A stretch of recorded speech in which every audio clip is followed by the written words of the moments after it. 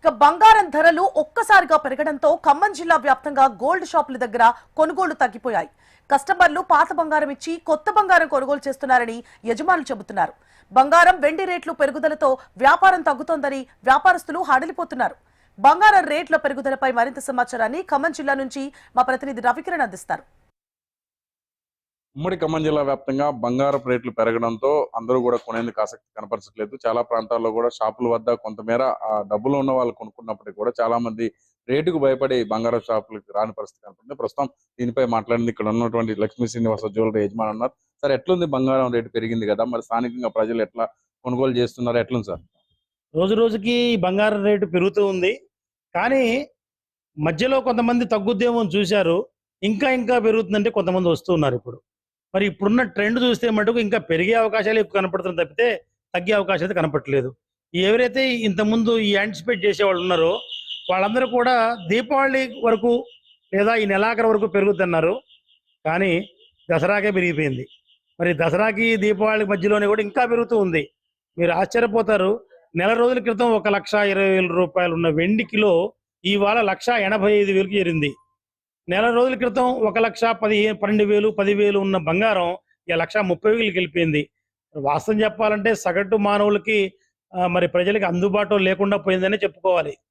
మరి మాకు కూడా వ్యాపారం ప్రతి సంవత్సరం ఉండే వ్యాపారంలో 25-30% వ్యాపారం కూడా లేదు. రేటు అందుబాటులో ఉంటే ప్రజలు ముందుకు వస్తారు, ముందుకు వస్తేనే మాకు వ్యాపారం ఉంటుంది. మరి చాలా మంది ఇబ్బంది పడుతున్న మాట వాస్తవం. కొద్ది గొప్ప ఎవరు వస్తున్నారు అంటే పాత బంగారం తీసుకొని వస్తున్నారు.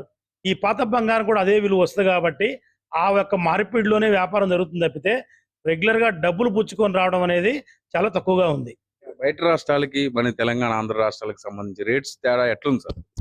పెద్దగా తేడా ఏం లేదండి, చెప్పుకుంటా ఉంటారు. కానీ ఎక్కడైనా ఆల్ ఇండియా మొత్తం మీద ఏ రాష్ట్రం తీసుకున్నా, మన ఆంధ్రప్రదేశ్ తీసుకోండి, లేదా ఇటు ఒరిస్సా తీసుకోండి, బీహార్ తీసుకోండి, కలకత్తా తీసుకోండి, బాంబే తీసుకోండి, గ్రాముకి 5-10 రూపాయలకి మించి ఉండదండి.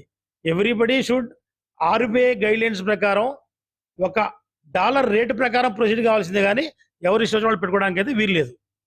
5-10 రూపాయలు అంటే మన పెట్రోల్ లాగానే ఒక రాష్ట్రం నుంచి ఒక రాష్ట్రంకి వచ్చేటప్పుడు ఆ తేడా తప్పితే బంగారం దేశవ్యాప్తంగా కూడా ఒకటే ధర ఉంటుంది.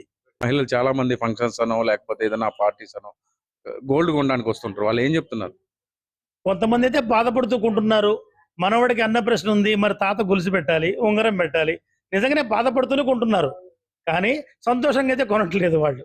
మరి చాలా మంది కొందామని ముందుకు వచ్చి కూడా అయ్యో చిన్న జూగాలు ఇంత అవుతున్నాయా, గొలుసు ఇంత అవుతుందా, ఉంగరం ఇంత అవుతుందని వెనక్కి పోయే కేసులు కూడా చాలా మంది ఉన్నారు.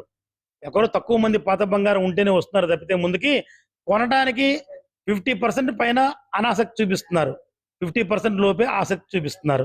ఇది ఇలా ఉంటే మరి బంగారం వ్యాపారం వెళ్ళిపోద్ది, మా మనుగడ వెళ్ళిపోద్ది కూడా మాకు ప్రశ్నార్థకంగా ఉంది.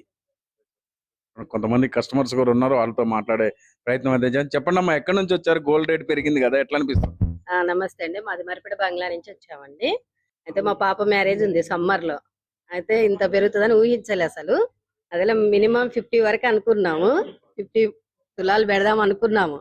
కానీ అంత రేటు పెరిగేసరికి అంత పెడతామో పెట్టామో అని కూడా అర్థం కాని పరిస్థితుల్లో ఉన్నాము.